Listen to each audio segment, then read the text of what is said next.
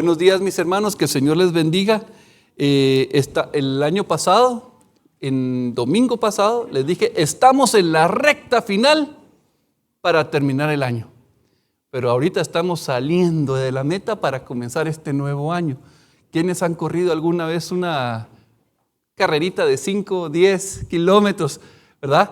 Yo me recuerdo la primera vez que competí una carrera de 5 kilómetros. Estaba patojo y yo pensé que era invencible. Y entonces yo soy rápido y tengo resistencia. ¿Y qué creen que hice en la salida? Comencé a correr como loco. 200 metros aguanté a ese ritmo. Y ahí todos me pasaron. Y después llegar a la meta fue como arrastrándome, porque me quemé en el inicio. Así que, miren, estamos comenzando. No nos afanemos. Tenemos que, dice que la carrera no es de velocidad, sino de resistencia, de mantenernos firmes. Amén. El tema que el Señor ponía en mi corazón es: a Él sea la gloria. Y la verdad es que la alabanza estuvo preciosa y pudimos reconocerlo, alabarlo, porque Él es bueno, porque Él es fiel. Y Él merece toda la gloria, toda la honra, toda la exaltación, todo reconocimiento, toda ovación, todo aplauso. Él es digno. Él es digno de toda alabanza, de toda la gloria. Y la cita que el Señor ponía es Judas 1, 24 al 25. Esa es la cita base y vamos a leer. Y dice: y aquel que es poderoso para guardaros sin caída y presentaros sin mancha delante de su gloria con gran alegría, al único y sabio Dios, nuestro Salvador, sea gloria y majestad, imperio y potencia, ahora y por todos los siglos. Amén. A primera vista, este es un texto muy sencillo y yo siempre lo he leído. La carta de Judas me encanta. Ese libro para mí es uno de los libros más, realmente cuando leo un libro me encanta. Cuando leo Filemón me encanta. Cuando leo Ruth, la verdad es que todos los libros de la Biblia me han gustado, excepto Levítico, que es complicadísimo. No sé si ustedes, yo cada vez que lo leo tengo que hacerme así la cara porque siento que me salpicó de mucha sangre. Luego Romanos, Dios mío, complicadísimo. Para mí la lectura de Romanos siempre ha sido compleja. La lectura, el libro de Ezequiel es otro de los libros complicados, pero Judas me encanta, sobre todo porque digo, hoy voy a leer un libro y puedo leer el libro de Judas rapidito, en un día, en una sentadita, 10 minutos, ya lo leí, 25 versículos, fácil. Así que usted puede comenzar con puede leer Abdías, ¿verdad? Que son libros cortos, Filemón. Y entonces comenzamos a tener esa constancia de lectura. Y el libro de Judas, si ustedes abren sus Biblias, tienen unos pequeños títulos. Los títulos no son parte del texto original. Los títulos fueron puestos por los traductores o las mismas editoriales para que cuando nosotros leamos la palabra de Dios podamos, este es un mensaje, este es otro mensaje. Y a veces entre una editorial y otra editorial cambia el lugar del título. Por ejemplo, unos ponen el título en el versículo 14 y otros ponen el título en el versículo 10 o en el versículo 15, solo como referencia, ¿verdad?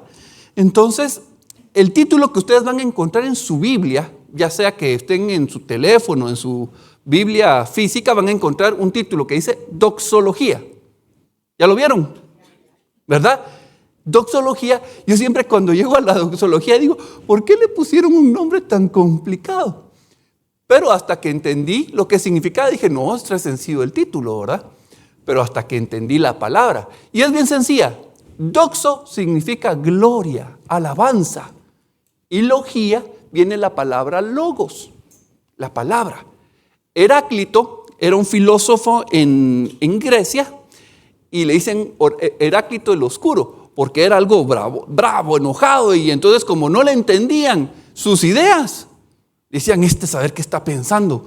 Pero él fue el primero que utilizó la palabra logos para explicar el inicio de todas las cosas. Otros decían, miren, el inicio de la vida está en el agua. Y otros dijeron, no, porque solo el agua no, tiene que haber tierra y agua, y entonces ahí salen las plantas. Cuando los animales se forman, o mueren, mejor dicho, se convierten en tierra. Entonces realmente la vida no viene del agua, viene de la tierra. Miren, tenían todo un montón de ideas, pero Heráclito dijo, el logos es el origen de todo. El logos no cambia. El logos es infinito, es eterno. Comenzó a darle características sin entender que estaba hablando de Dios. Y entonces cuando hablamos de doxología, estamos hablando que toda la gloria, que toda la honra, que toda la exaltación sea a aquel que es el creador. Eso es lo que significa. Y entonces tiene más sentido. Entonces cuando uno llega a la doxología, uno dice, vamos a darle gloria al Rey de Reyes. Y entonces comienza y dice, y aquel que es poderoso para guardarlo sin caída. Y digo yo, Señor, gracias. Gracias porque tú nos guardas. Tú eres quien nos protege en este mundo tan perverso, tan malvado, donde hay tantas cosas que están sucediendo. Y miren, Judas está terminando prácticamente con la frase con la que comenzó. En Judas 1:1, si ustedes van y leen, dice, Judas, siervo de Jesucristo y hermano de Jacobo, a los llamados, santificados en Dios Padre y guardados en Jesucristo. Está diciendo lo mismo. A los que están siendo protegidos, a los que están siendo resguardados, mantenidos, conservados. Eso es lo que está diciendo. A los que están ahí. Esta es esta carta. Y entonces comienza a escribir y redacta. Y es una carta hermosa porque nos está dando una promesa. Nos está diciendo que estamos siendo protegidos. El gran guerrero, el gran gigante protector está de nuestro lado. Y no es que esté de mi lado, porque yo al principio pensaba, Dios está de mi lado. No, gracias a Dios yo estoy de su lado. Porque si no, yo estaría en contra de Él. Entonces, qué bueno que yo estoy ya de su lado. Y gracias a Dios porque ustedes también están ahí. No es que estén en contra de mí, es que nos encontramos en contra de Dios. ¿Se recuerdan de Samuel? ¿Verdad? Samuel estaba enojado porque le dijeron, no queremos que tus hijos reinen sobre nosotros. Entonces Samuel estaba dolido, ¿verdad? Y entonces el Señor le dice, no te rechazaron a ti, no te lo tomes personal. A quien han rechazado es a mí. Y esa es la cualidad que nosotros tenemos como hombres, como seres humanos, como personas. Y es la habilidad que tenemos para oponernos a Dios. Jesucristo dijo que Él vino a reconciliarnos consigo mismo. ¿Qué quiere decir? Que nosotros éramos sus enemigos. Pero Él nos persiguió para mirar. Pongámonos a cuentas. Yo no quiero que mi ira caiga sobre ti. Y cuando aceptamos a Jesucristo, entramos en Él, no porque seamos pilas o qué pilas, yo como entré, no, fue Él quien nos atrajo a sí mismo. Y entonces Él nos guarda. Y cuando leemos Juan, capítulo 6, versículo 37 al 40 dice, todo lo que el Padre me da, vendrá a mí. Y el que a mí viene, no lo echo fuera, porque he descendido del cielo, no para hacer mi voluntad, sino la voluntad del que me envió. Y esta es la voluntad del Padre, el que me envió, que de todo lo que me diere, no pierda yo nada, sino que lo resucite en el día postrero. Y esta es la voluntad del que me ha enviado, que todo aquel que ve al Hijo y cree en Él tenga vida eterna, y yo lo resucitaré en el día postrero.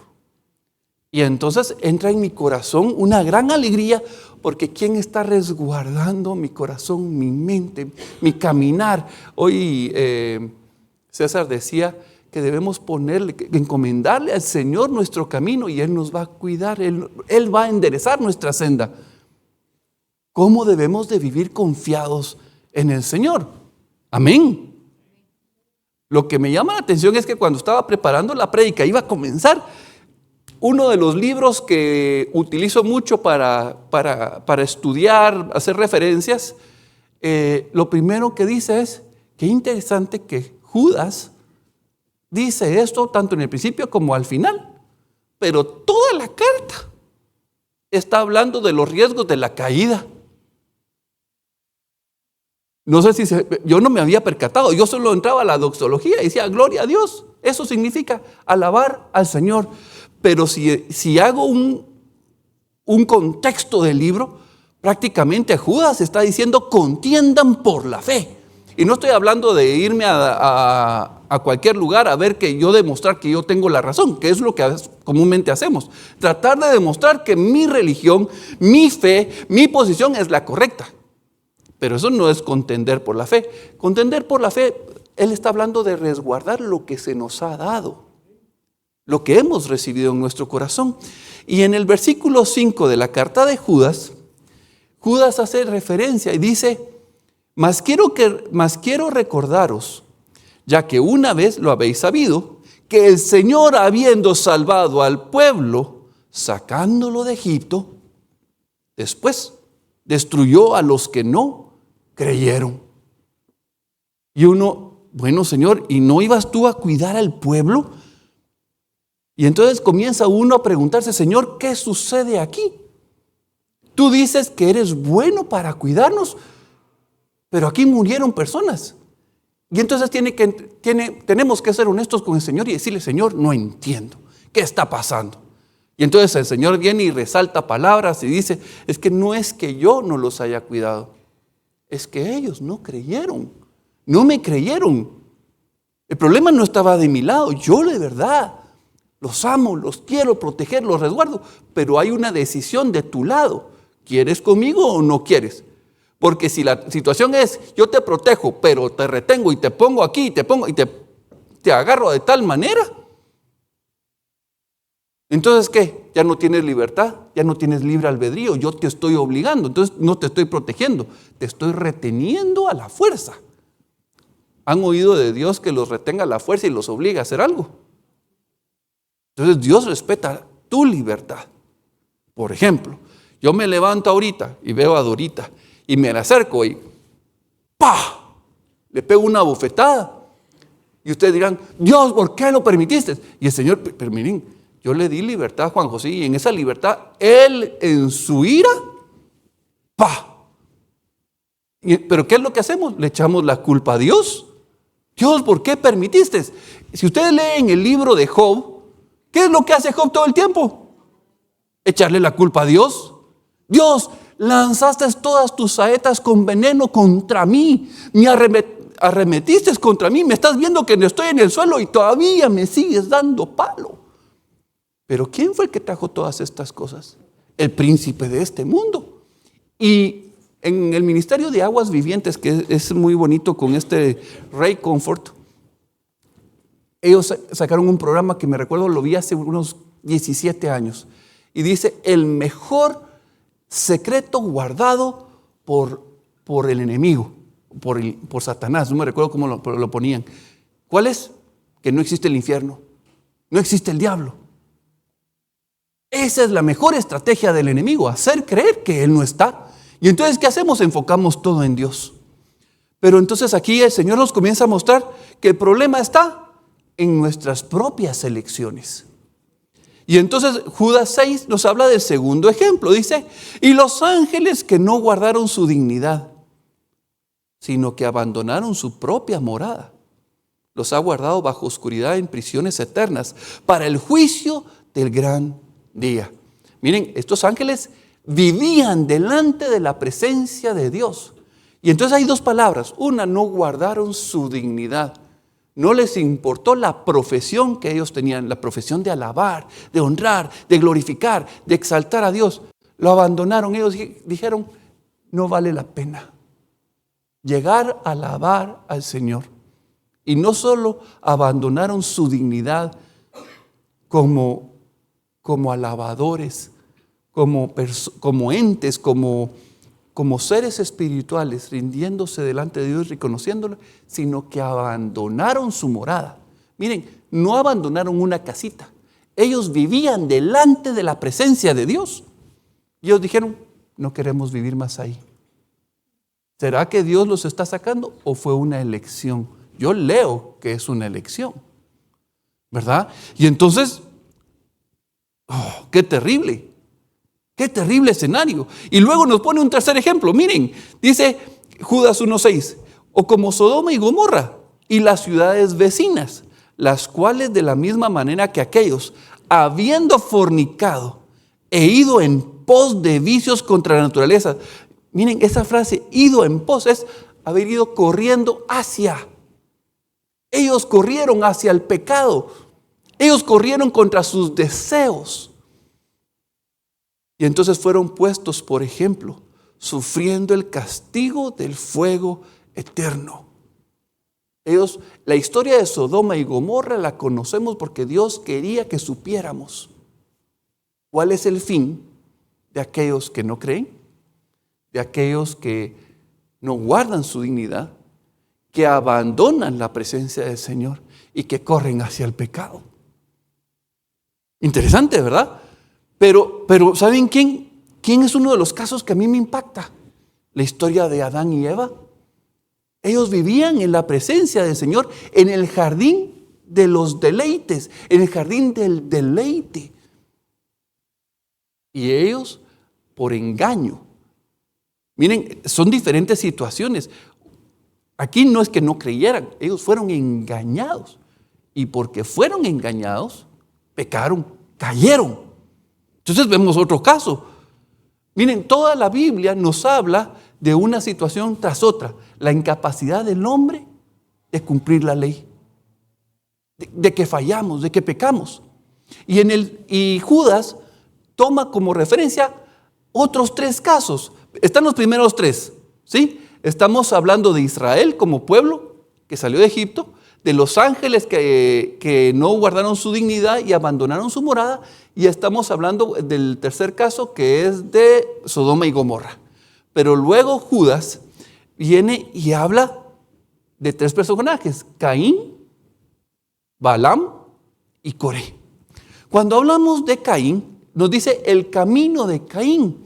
Y Caín presentó los frutos de esta tierra que había sido maldecida por Dios a causa del hombre. Y Caín llevó los frutos de la tierra maldita.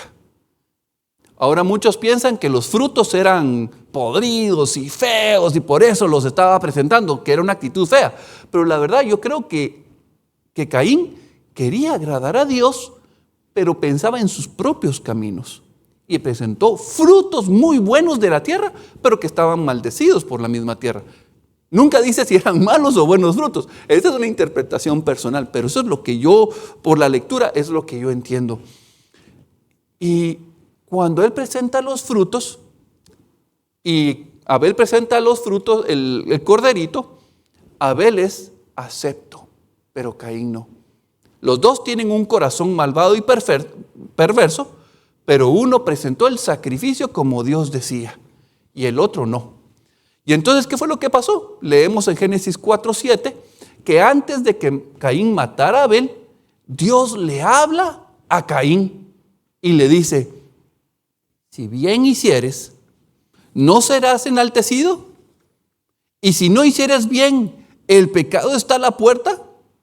Con todo esto, a ti será su deseo, y tú te enseñorearás de él. Cuando leemos esto, lo que yo leo es: si tú hicieres bien, lo que está diciendo es: si tú hubieras presentado o si tú presentas la ofrenda correcta, tú serías enaltecido. Presentar la ofrenda correcta es lo que nos está hablando toda la Escritura. Presenta la sangre de un cordero sin mancha, perfecto. Y entonces serás enaltecido. Pero Caín no. ¿Saben qué? Lo otro que le está diciendo es que el pecado está acechando para ver cuál es tu decisión. El pecado está esperando. Y si tú le cedes el paso, él va a tomar camino y se va a enseñorear de ti. Tú tienes la capacidad de dominarlo. Y cuando dice la capacidad, no es que él en sí mismo, sino en el sacrificio, en la ofrenda. ¿Pero qué le pasó a Caín? ¿Qué sabemos de Caín? Que caminó errante, separado de Dios. ¿Por qué? Porque él tomó una decisión. Él no quiso presentarse con la sangre. Él no quiso presentarse con un corazón arrepentido. Y vemos este caso. Y entonces Caín también fue separado. Luego la historia de Balaam, cuando, miren, a mí me impresiona mucho la historia de Balaam, la pueden ir a leer en el libro de Números, creo que comienza desde el capítulo 20 o 21, y comienza con que lo llama un hombre que si bendice, la gente es bendecida, pero si maldice, uy, Dios me guarde. Ese hombre era representante de Dios. Y cuando leemos, miren, Dios le está hablando y le responde y él le oye. Y yo cuando leo, este era un profeta de Dios. Y al mismo tiempo entra como contradicción para aquellos que dicen que solo Dios le hablaba al pueblo de Israel. Él no era el pueblo de Israel. Dios siempre ha hablado, como dice en hebreo, Dios habiendo hablado muchas veces, de muchas maneras. Bueno, esta fue una de las tantas que él había hablado. Y resulta que él en su necedad, porque Dios le dijo, no vayas. Pero en la segunda invitación, ay Señor, ¿qué hago? ¿Voy o no voy? Es que me están ofreciendo y qué pena, ¿verdad? Y entonces al final termina yendo, Dios manda un ángel, la burrita lo ve, lo salva, habla. Miren, es toda una historia de aquellas que uno se queda. ¿Cómo es posible que después le comienza a responder a la burra y no se da cuenta que le está respondiendo y le está hablando? Pero al final, en el capítulo 24 dice, yo soy el profeta o yo soy el hombre de los ojos abiertos, pero caído. Y uno dirá, él era caído. Miren mis hermanos, todos aquí hemos sido caídos. Solo por la sangre de Cristo hemos sido restaurados y puestos y trasladados del poder de las tinieblas al reino de la luz admirable. Pero aquí no hay nadie que no pueda decir, yo nunca estuve caído. ¿Sí? Pero él era el profeta de los ojos abiertos. Pero en lugar de decir no, ¿saben qué? Por amor al dinero, lo que le podían dar, él no maldijo, pero dio la clave de cómo hacer que el pueblo cayera. Y ahí estuvo. El Señor dice, miren, aquel que haga caer a uno de mis chiquitos, a uno de estos niños, mejor le sería, ¿se recuerdan qué le dijo que se pusiera en el cuello? Una piedra de molino. Miren, esas piedras son enormes y son pesadísimas, y es con las que molían los granos. Y lanzarse al fondo del mar, que no tenga regreso. Miren, ¿quién tomó la decisión? Dios le dijo, no es por ahí, y él eligió. Y por último, cuentan la historia de Coré. Coré no es cualquier personaje. Coré es un levita. Y como levita, él servía en el tabernáculo, apoyaba a los sacerdotes en todo lo que había que hacer. Era encargado de mover también el tabernáculo de un lado al otro. Tenían una posición de honor dentro de todo el pueblo de Israel. Pero él anheló ocupar un lugar que no le correspondía. Y entonces entró en pugna, y yo puedo igual que vos, yo tengo las mismas capacidades o mejor, yo soy más sabio, yo soy más competente y tan santo eres tú como soy yo para presentarme delante del Señor. Y que creen, él con su incensario fue tragado por la tierra. Miren, de verdad, cuando uno mira todos esos ejemplos, Señor, Israel no creyó. Los ángeles no guardaron su dignidad y abandonaron su morada. Sodoma y Gomorra corrieron hacia el pecado. Adán y Eva cayeron por engaño. Caín fue dominado por su pecado, por esa naturaleza que tenía en él. Balaam seducido por el dinero. Coré deseaba gobernar. Miren la pregunta. Yo me hago la pregunta. ¿Cómo puedo esperar yo permanecer en pie? Después de todos los ejemplos, si los ángeles vivían delante de la presencia de Dios. Adán y Eva, en gloria, no pudieron. Hoy en día estamos, los que recibieron la carta, los remitentes de esta carta, ellos vivían en un tiempo de mucha herejía, con falsas enseñanzas, con un nivel de inmoralidad. Y eso fue hace casi, más de 2000 años. Gracias a Dios hoy estamos mejor. Ya han bajado las herejías, ya no hay falsas enseñanzas, ya el nivel de inmoralidad ha bajado, ¿verdad? En ese tiempo era terrible. No, ¿verdad? Hoy estamos peor que ellos. La situación, hablando con algunos jóvenes, miren, nos impresionaba porque hablando, ¿a qué edad te salió la primera imagen en tu teléfono que no es correcta, que es pornográfica? 12, 13 años. Y comenzaron a ser ya bombardeados por este mundo con esas imágenes, con contenido, con ideas, con propuestas. Y tal vez no tan explícito, pero comienzan a bombardear la mente. Estamos en un tiempo peligroso, con circunstancias de verdad que da miedo.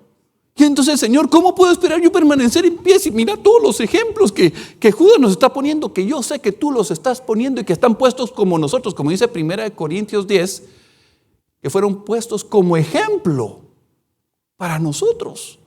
Señor, ¿qué voy a hacer yo? Y entonces Judas da la respuesta en Judas 1, que hemos sido guardados en Jesucristo. Si estamos en Él, tranquilo, chato. Tranquilo, no tengas miedo.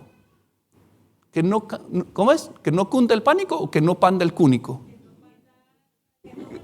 Sí, yo sé, pero era para destantearlo. Entonces, Judas nos está diciendo, miren, ustedes tienen que guardar, ustedes tienen que guardar lo que Dios les ha dado. Dios no va a soltarlos a ustedes. Pero si ustedes quieren decir, Señor, yo no quiero contigo, esa es una decisión personal.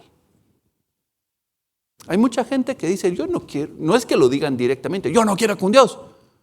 ¿Sí? Pero el tema es que comienzan a hacerlo suavecito. Comienzan a no venir a la iglesia los domingos, dejan de venir a las clases, comienzan aquí, comienzan allá. Y cuando sienten uno, ya están bien lejos. No, yo sí amo a Dios, yo sí creo en Él. Y como tenía un amigo, no, yo sí creo en Dios. Yo sí creo en Dios. Pero así como decía, creo en Dios, iba a ritos mayas, iba a ritos de no sé qué, iba a boda de los hindús. Yo amo a Dios, Dios es tan bueno y está en todos lados, pero estaba más perdido y era cristiano. Pero poquito a poquito se fue alejando a tal punto que dejó al Señor. El cambio no es de un ratito. Ustedes han visto a los que se quieren escapar. ¿Qué tal? ¿Cómo estás? Bien, bien. No es que salgan corriendo de un solo. Cuando sienten uno saludando y va saludando, cuando sienten ya está por la puerta y ya se fue. ¿Y qué hizo aquel? No sé. Poquito a poquito, poquito a poquito. Y entonces el punto es, ¿te estás dejando guardar tú por el Señor? Él tiene esto así y nos tiene guardados. Pero nosotros decidimos, vamos a ver qué pasa si me salgo un poquito. Pues no pasó nada, ¿verdad? Y estamos en ese juego hasta que de repente nos animamos a 3 pasitos y regresamos. Y es un juego que nuestro corazón, nuestra carne le gusta tentar a Dios, ver hasta dónde nos deja ir. ¿Quién ha jugado eso con sus papás de ver hasta dónde me da permiso? O los hijitos, ¿quiénes han visto a sus hijos hacer eso? ¿Verdad? No hagas eso. Y van allí a escondidas. Igual lo hacía yo. Y entonces, cuando hablamos de que Dios nos guarde, estamos hablando de que Dios es poderoso. Y eso es lo que dice, porque Dios es poderoso para guardarnos. Pero en mi mente quedan dudas. ¿Por qué? Porque hay una naturaleza horrible en mi corazón que se revela contra Dios. Que se revela completamente. Pero no entiendo el poder que realmente Dios tiene para actuar en mi vida. Yo quisiera pedir que apaguen las luces, vamos a poner un pequeño video, pongan mucha atención, porque tiene un mensaje fuerte para nuestras vidas. Por favor.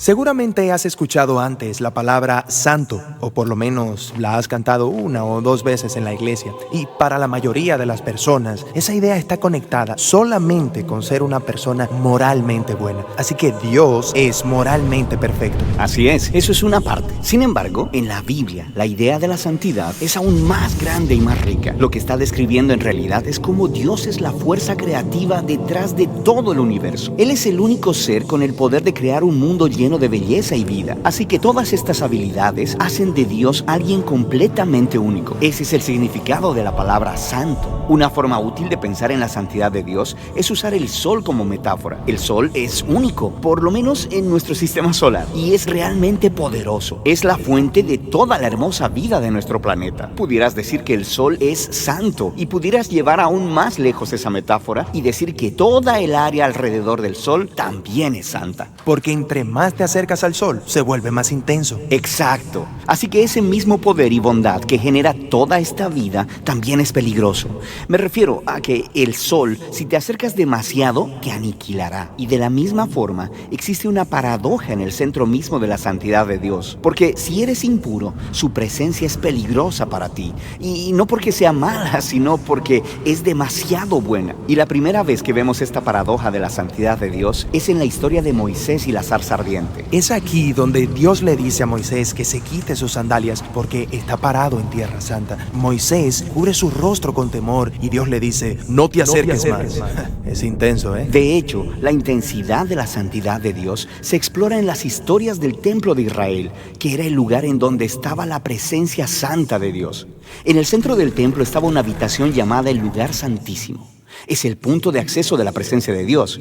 Y ya seas un israelita viviendo en la tierra alrededor del templo o un sacerdote trabajando dentro del templo, estás cerca de la presencia de Dios, lo que es peligroso. Sí, eso es un problema. Pero ¿cómo se supone que funciona? Bueno, en la Biblia la solución es que tienes que purificarte. Así que es como ser moralmente puro. Sí, y eso es fácil de entender, pero la Biblia pasa mucho tiempo hablando sobre otra clase de pureza, el ser ritualmente puro. Este es un estado en el que te separas de cualquier cosa relacionada con la muerte, como tocar cosas como la piel enferma o incluso algunos fluidos corporales. Todas estas cosas te hacen impuro y hacerte ritualmente impuro no es necesariamente pecaminoso. Lo que es pecaminoso es entrar en la presencia de Dios cuando estás en un estado impuro. Esa es la razón por la que Dios le dio a los israelitas instrucciones muy claras para saber purificarse para que pudieran entrar al templo otra vez. De eso se trata el libro de Levítico. Cierto, pero no acaba ahí.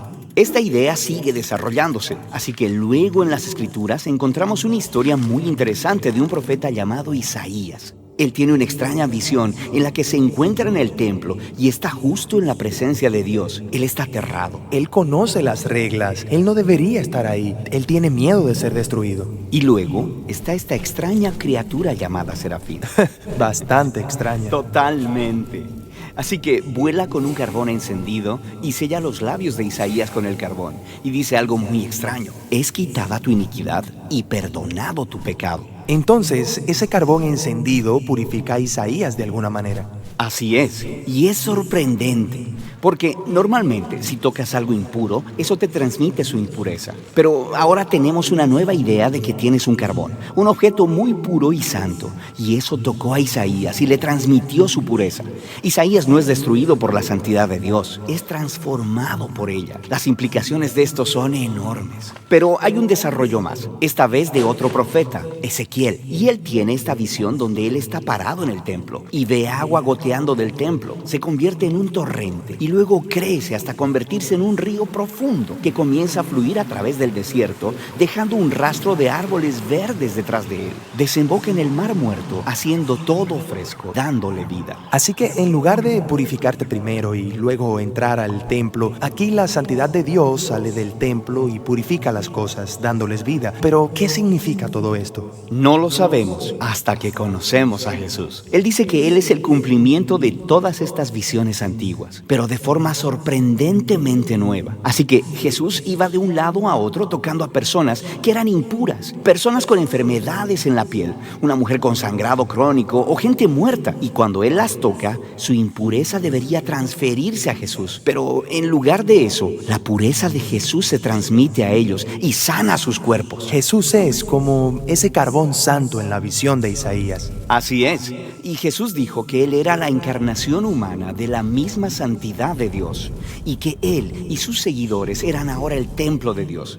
Así que a través de ellos, la presencia santa de Dios puede salir hacia el mundo y traer vida y sanidad y esperanza. Así que esta es la razón por la que Jesús dijo que de sus seguidores correrían ríos de agua viva. Así que esa es la parte de la historia donde nos encontramos, pero ¿hacia dónde se dirige todo esto? Las últimas páginas de la Biblia terminan con una última visión de la santidad de Dios. Esta vez es la visión de un hombre llamado Juan. Y en esta visión vemos el mundo entero completamente renovado. La tierra entera se ha convertido en el templo de Dios y el río de Ezequiel está ahí, fluyendo de la presencia de Dios, inundando toda la creación, quitando toda la impureza y dando vida a todas las cosas. Gloria a Dios. Miren, de verdad que el video da una cantidad de enseñanzas que creo que es difícil comprenderlas todas solo viéndola la primera vez. Les recomiendo, si pueden volver a verlo, pueden buscarlo en Proyecto Biblia, que es en YouVersion, en los teléfonos lo encuentran, si encuentran en la parte de videos, ahí está, santidad. Y es impresionante porque lo que está hablando es el poder de Dios. Toda la ley habla que si yo toco un muerto, si alguien me contamina con sangre, si yo peco, eso me hace impuro. Y entonces hay un montón de reglas en las cuales me señala que yo completamente estoy impuro todo el tiempo. Y entonces todo el tiempo tengo que estar viendo cómo me purifico hasta que viene Jesucristo y Él habita en nosotros. Pero miren qué difícil es comprender para nuestra mente, porque yo no sé si a ustedes les pasa, cuando ustedes fallan, ¿cómo se sienten? Culpables, ya no sirvo. Señor, te fallé nuevamente. Y entonces, Señor, vuelvo a intentar, me equivoco, respondo mal, tengo una mirada grosera, tengo actitudes que no son correctas. ¿Solo yo? Todos, ¿verdad? Entonces terminamos dándonos cuenta de nuestra incapacidad. Decimos, Señor, no soy puro. Miren, no importa la situación, no es lo mismo venir y decir, yo pequé, yo fallé, me equivoqué, erré. Hace poco tuve un pequeño accidente en el cual una persona esta persona disparó estos juguetes de Nerf, ¿han visto? Y me pegó en el ojo y me dolió y reaccioné de lo peor. Yo protegiendo mi ojo y dije, se me salieron un montón de palabrotas. Fue una reacción, me dolió mucho el ojo, inclusive el dolor ha permanecido durante unas noches y he sentido como que de repente me jalan el ojo para atrás y siento que tengo que hacer así cuando estoy dormido especialmente. Pero el punto es, pecamos porque cuando alguien te puya, uno reacciona. Me recuerdo que en un viaje a un hermano le pegó un toque en 220. Miren, y eso se tragó y dije, tú sí sos espiritual, le dije. No, se te salió todo lo carnal. A mí sí me hubiera salido, ¿verdad? Y entonces, una cosa es fallar, ya sea porque fuiste tentado, te sedujeron, fuiste engañado, o porque tu carne es perversa y engañosa, tu corazón, y entonces fallaste, pero tú vienes y pides perdón. Y entonces el Señor te restaura. Entonces eso es pecar. Y otra cosa es practicar el pecado. Yo me recuerdo que en la universidad habían amigos que decían, yo aguanto 5 cervezas y no me pega. Otros decían, yo aguanto hasta 10. Y entonces estaban viendo quién se hacía más ducho para aguantar más. Y como lo decían es, quién era más ladrillo. Y ladrillo porque cuando los meten entre el agua absorben. Esa es la teoría de por qué le dicen a los borrachines que son ladrillos, ¿verdad? Los que nunca les pega. Y a mí me decían que era borracho barato, porque con media cerveza yo me comenzaba a reír de todo. Entonces, el tema es, ¿estás practicando el pecado o caes? Y entonces ahí uno puede diferenciar, no, yo caí. Y entonces ahí es donde nosotros venimos y decimos, el Señor es poderoso para guardarnos.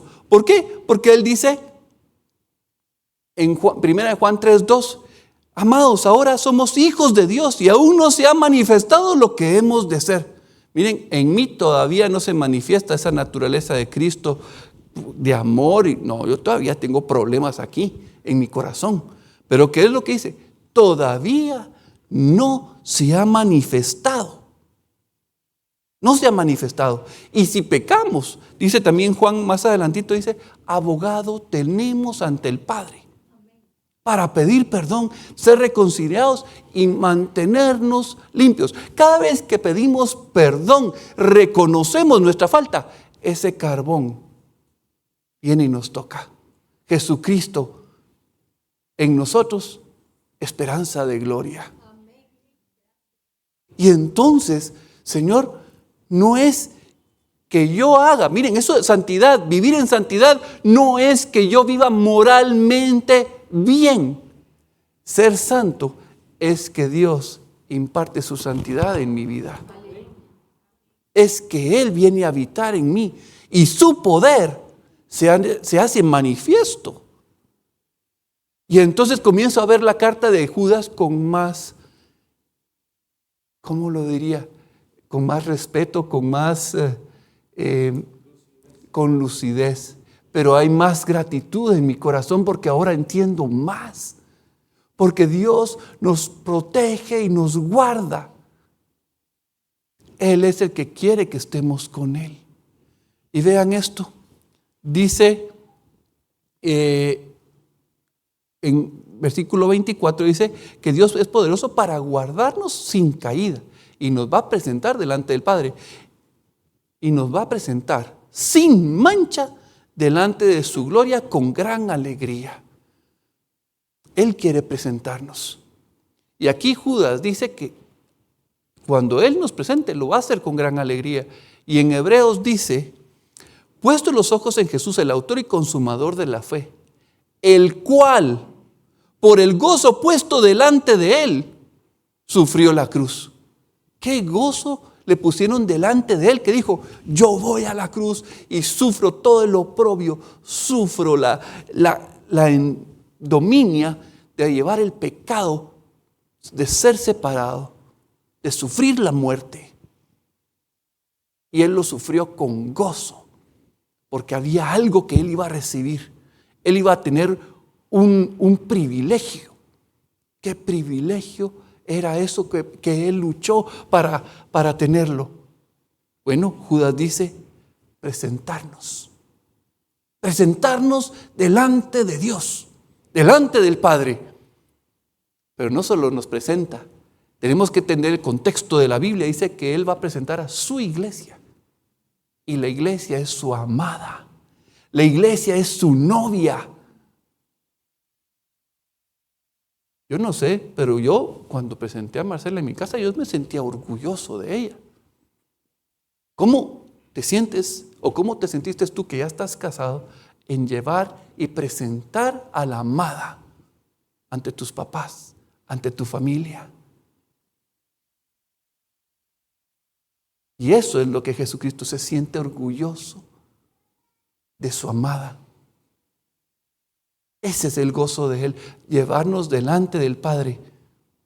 ¿Y saben qué? No es por nosotros, es por la obra que Él mismo está haciendo en nosotros. Nos está embelleciendo. Nos está poniendo hermosos. Nos está purificando. Está trasladando su naturaleza santa. Recuerden que Jesús dijo, nadie puede ver al Padre, solo el Hijo. Y Él nos va a llevar a conocer al Padre. Entonces, yo comienzo a ver todo lo que está explicando. Y no me queda más que pasar al siguiente versículo, Pero antes de pasar al siguiente versículo, lo que veo es, hay dos situaciones a las que podemos ver. Podemos ver al mundo, podemos ver las circunstancias, podemos ver las situaciones. No hay salida, no tenemos cómo pagar las cuentas de este mes. Dios, ¿qué vamos a hacer con nuestro hijo que es tan rebelde, que es tan necio, nuestra hija? Miren cuántos problemas tiene cada uno. ¿O no? Y entonces podemos entrar en angustia, porque el mundo nos dice, no hay salida. Lo mejor sería que te quitaras la vida. No continúas, ¿para qué luchar?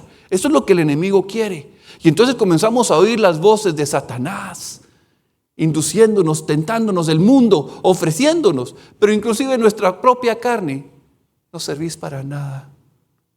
No vales. Estas son las voces que oímos. Pero también oímos la voz del Señor, donde nos dice que somos hijos, que somos amados, que Él murió en la cruz por nosotros. Y tenemos la opción, como Adán y Eva, o le creo al mundo, a Satanás y a mi carne, que son un equipo, que están viendo cómo me van a destruir, o le creo a Dios. Yo me encuentro y me digo, Señor, yo creo que soy igual o peor que el pueblo de Israel que no cree, porque tengo dudas. Pero saben, el problema no es la duda, sino lo que hacemos con ella. Cuando viene a nuestro corazón la duda, yo tengo opción a decir, bueno, ya fallé, ya. O decirle, Señor, perdóname. Si hay algo que he descubierto yo en la historia del pueblo de Israel, es que no se lee ni una vez que se arrepintieron. Busquen cuántas veces dijeron, Señor, perdónanos porque nos rebelamos. No, es un silencio. Y entonces, la clave es el perdón. El Señor dice que si viene un corazón constricto y se humilla, se arrepiente, el Señor no lo echa fuera. Es más, a mí me sorprende. Yo digo que Acab es el peor de los reyes. De verdad. Ese es porque cada uno puede decir, este es el que más mal me cae. Bueno, a mí el que más mal me cae es Acab. Y no miran pues que llega Elías y le profetiza, el Señor te dice, y vas a morir. Y no viene y se arrepiente. Y Dios, porque no solo se arrepintió, dice que se rasgó las vestiduras, se puso ropa áspera y se puso ceniza. Y la respuesta de Dios es como que Elías y Dios estuvieran los dos viendo y Dios le dice, ¿viste? Se arrepintió. Y yo, no, Señor, ¿cómo va a ser? Lo vas a perdonar. Ese soy yo. Gracias a Dios yo no soy Dios. Ya me hubiera volado a medio mundo. Y de paso también me tengo que aniquilar a mí mismo. Pero Dios sí es misericordioso. Dios sí es bueno. Dios sigue siendo fiel a sí mismo, a su naturaleza. Y entonces, cuando yo veo esto, yo tengo que voltear y decir, Señor, tú me has dado una grande salvación. Me has dado tu espíritu, me has dado tu palabra. Y Pablo le dice a Timoteo, oh Timoteo, guarda lo que se te encomendó, evitando las profanas pláticas sobre cosas vanas y los argumentos de la falsamente llamada ciencia. Miren, guarden lo que Jesucristo hizo por ustedes. Pero ya no solo es Jesucristo en mi mente, sino es un entendimiento de la obra de Jesucristo, pero lo tengo en mi corazón en lo más profundo porque estoy agradecido, porque entiendo que lo que yo merecía es el infierno. Ese es el pago que yo no solo merecía, yo merezco al día de hoy porque mis caminos, pero porque Jesucristo está en mí y Él pagó, he sido redimido. Y eso es lo que tengo que guardar. La sangre que Él puso en mi corazón. Su mensaje. Y en 2 Timoteo se lo vuelve a decir Pablo a su discípulo. Le dice, retén la forma de las sanas palabras que oíste de mí, en la fe y amor que es en Cristo Jesús. Guarda el buen depósito por el Espíritu Santo que mora en nosotros. Entonces Dios dice, yo te voy a guardar. pero guarda tú lo que a ti te corresponde guardar. Yo voy a hacer el trabajo trompudo, dice el Señor. Es más, ya lo hice en la cruz.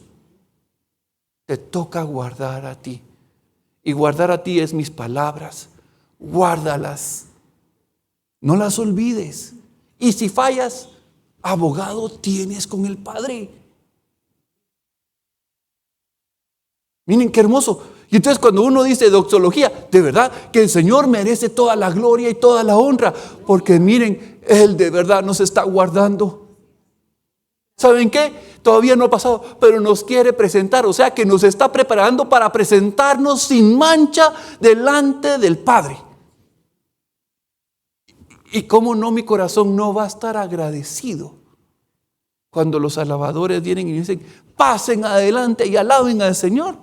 Miren, gracias por invitarnos a pasar adelante, para romper esa medio vergüenza que uno tiene para medio moverse. ¿Sí? Gracias. ¿Saben? Hay gente que me dice: es que yo no siento en mi corazón el pasar adelante. Y yo digo, pues yo he oído esa misma frase de: no siento el orar, no siento el leer. Bueno, ¿qué dirían ustedes de una persona que no lee y no ora? Bueno, hay que aprender a alabar, aprender a levantar los brazos, Señor, porque la canción que cantaban es: no me importa la vergüenza, Señor, no me importa. ¿Por qué? Porque lo estoy haciendo para ti. Levanto mis manos, cierro mis ojos, me olvido de todos ustedes, doy mi vuelta, hago el tururú, ¿verdad? Y entonces bailo para el Señor. ¿Y qué me importa si no llevo el ritmo? A mí me han dicho que no sé llevar el compás. Es para el Señor. Y se me salen ¿qué me importa?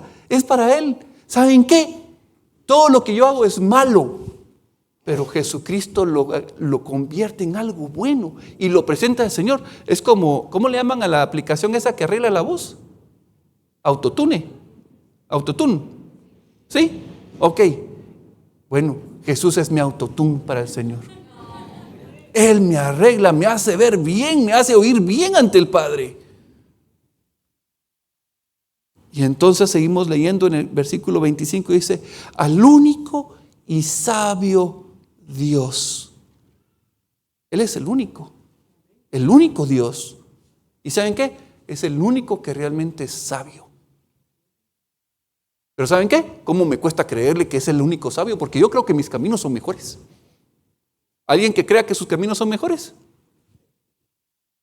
¿Verdad que sí? Todos creemos, aunque no quisieron levantar sus manos. Déjenme decirles, tú crees que eres sabio, porque tú crees que tus decisiones y tus caminos, tus negocios son mejores planes que los de Dios. Oigamos lo que dice Proverbios 8, del 4 a 12. Me encanta, dice: oh hombres, a vosotros clamo, dirijo mi voz a los hijos de los hombres. Y solo aclaro, quien está hablando es la sabiduría.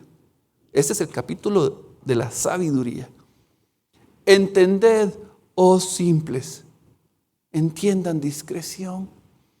A vosotros, necios, entrad en cordura. Oíd, porque hablaré cosas excelentes y abriré mis labios para cosas rectas. Porque mi boca hablará verdad y la impiedad abominan mis labios. Justas son todas las razones de mi boca. No hay en ellas cosa perversa ni torcida. Todas ellas son rectas al que entiende y razonables a los que han hallado sabiduría. Recibid mi enseñanza y no plata. Reciban ciencia antes que el oro escogido, porque mejor es la sabiduría que las piedras preciosas. Y todo cuanto se puede desear no es de compararse con ellas. Yo, la sabiduría, habito con la cordura y hallo la ciencia de los consejos. Dios en su palabra nos habla en la intimidad, en la oración. Aprender a oírlo. A mí no me gusta cuando me habla y me dice: haz esto. Ay, eso no quiero yo hacer. ¿Por qué? Porque eso me implica yo morir a mí mismo. ¿A quién le gusta cuando el Señor le habla y le dice que haga algo que uno no quiere? Señor, para eso no me hables. Háblame para las promesas, háblame para la prosperidad. Miren, eso es bien bonito. ¿Cómo se oye allá afuera? Pero el Señor nos está invitando a algo mayor. El Señor nos dice, miren, que no se les vayan los ojos por las riquezas de este mundo. Despréndanse de esas cosas y apréndanse a aferrar a mí. Déjense cuidar por mí, a vivir en fe. ¿Cómo nos cuesta, verdad? ¿Cómo nos cuesta? Pero Él es sabio. Así que sus consejos, sus caminos son mejores que los nuestros. Entonces a Él merece la gloria. Y no solo dice eso, dice también a nuestro Salvador. ¡Wow!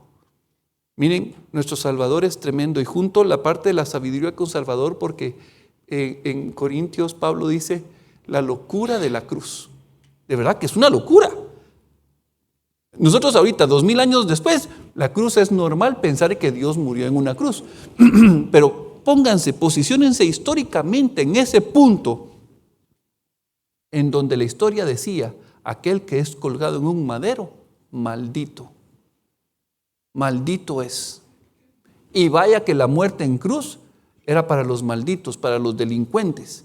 Y entonces decían, ¿cómo me vienen a decir a mí que este hombre que murió en una cruz desnudo es Dios salvándonos? Si murió. No tiene lógica. Leamos 1 Corintios 1:18. Porque la palabra de la cruz es locura a los que se pierden. No conciben que la cruz sea salvación. Pero a los que se salvan, esto es a nosotros, realmente la cruz es poder de Dios. Es poder de Dios. Y me encanta la frase de Giacomo Cassese, porque él dice, la cruz es el paradigma del mundo, porque no pueden ver a Dios en la cruz. Pero cuando uno se acerca arrepentido, humillado, el Señor solo así, cucú, aquí estoy. Y se da a conocer. Pero se da a conocer cuando vemos a Jesucristo en la cruz. Ahí se revela el Señor. Y entonces dice, pues está escrito, destruiré la sabiduría de los sabios y desecharé el entendimiento de los entendidos. ¿Qué está diciendo? La sabiduría del mundo nos sirve para conocer a Dios. ¿Dónde está el sabio? ¿Dónde está el escriba? ¿Dónde está el disputador de este siglo? ¿No ha enloquecido Dios la sabiduría del mundo? Sí. Vieran cómo están los ateos y mucha gente en el mundo discutiendo que no es posible. Todavía lo siguen discutiendo. Pues ya que en la sabiduría de Dios, el mundo no conoció a Dios. Su argumento, y es porque no lo entienden, Jesús nunca dijo, yo soy Dios. Sí, no lo dijo con esas palabras, pero sí lo dijo de muchas otras formas. Sanando, resucitando muertos, perdonando pecados, resucitando de la muerte. Él dijo, yo soy, pero no dijo yo soy en el sentido yo soy Dios, dijo el nombre del gran yo soy. Y dice, mediante la sabiduría agradó a Dios salvar a los creyentes por la locura de la predicación. Porque los judíos piden señales y los griegos buscan sabiduría. Pero nosotros predicamos a Cristo crucificado. Perdón. Pablo, cuando llegó a Grecia, paseaba entre los monumentos y de repente encontró un escrito que decía, para el Dios desconocido. Con esto voy a predicar.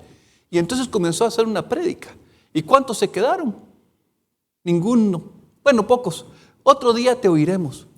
Y después Pablo comienza a decir, ya me di cuenta, el evangelio no es una cosa solo racional en que entonces vamos a cambiar. No, el evangelio no es palabra solamente, es poder de Dios. Y es Jesucristo encontrándose contigo. Tú puedes decirle, Señor, yo me quiero encontrar contigo. Yo quiero encontrarme contigo. Versículo 23. Pero nosotros predicamos a Cristo crucificado. Para los judíos ciertamente tropezadero. Para los gentiles locura. Mas para los llamados, así judíos como griegos, Cristo, poder de Dios y sabiduría de Dios. Porque lo insensato de Dios es más sabio que los hombres, y lo débil de Dios es más fuerte que los hombres. Si es que Dios llegara a ser insensato y llegara a ser débil, Dios merece toda la gloria, todo el honor. Realmente, miren, cuando yo veo esto de que estamos comenzando el año, es un nuevo ciclo, ¿verdad? Siempre llegamos al año y nos comenzamos a poner nuevas metas. ¿Quién tiene la costumbre de decir, este año sí lo voy a hacer? Sí, ¿verdad? La mayoría lo hacemos. Y algo que yo le decía, Señor, yo quiero este año aprender a correr más rápido hacia tu cruz. Este año yo quiero aprender a pedir perdón más rápido, quiero aprender a extender más rápido, quiero depender más de ti. Señor, realmente quiero aprender a oír y a escoger tu palabra antes que oír mi propia voz y la del mundo y la del enemigo. Quiero aprender, Señor, este año quiero ser más tuyo, quiero rendirme más, quiero morir más. Ay, no sé a qué me estoy metiendo, pero vamos a hacer la lucha, Miren, yo no sé, yo quiero creer en el Señor. Yo he dudado. ¿Quiénes han dudado? ¿Verdad? Y entonces yo ya no quiero nunca más dudar. No, ya no se trata de dudar.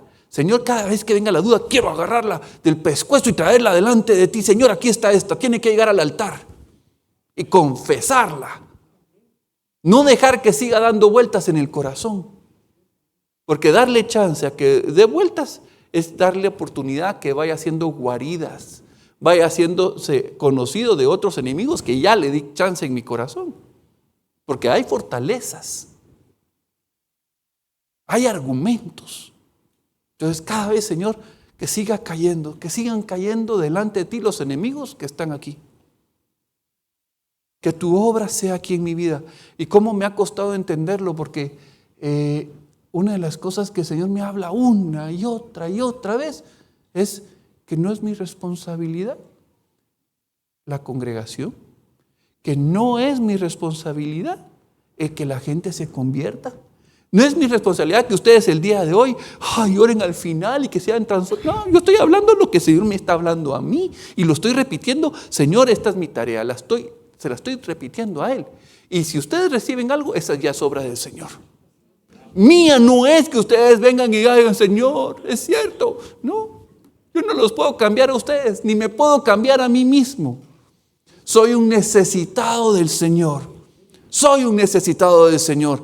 Y entonces termina diciendo, a Él sea la gloria y a Él sea la majestad.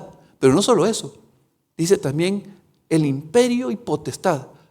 Ahora, ¿a qué se refiere con imperio y potestad? Imperio se refiere a una autoridad.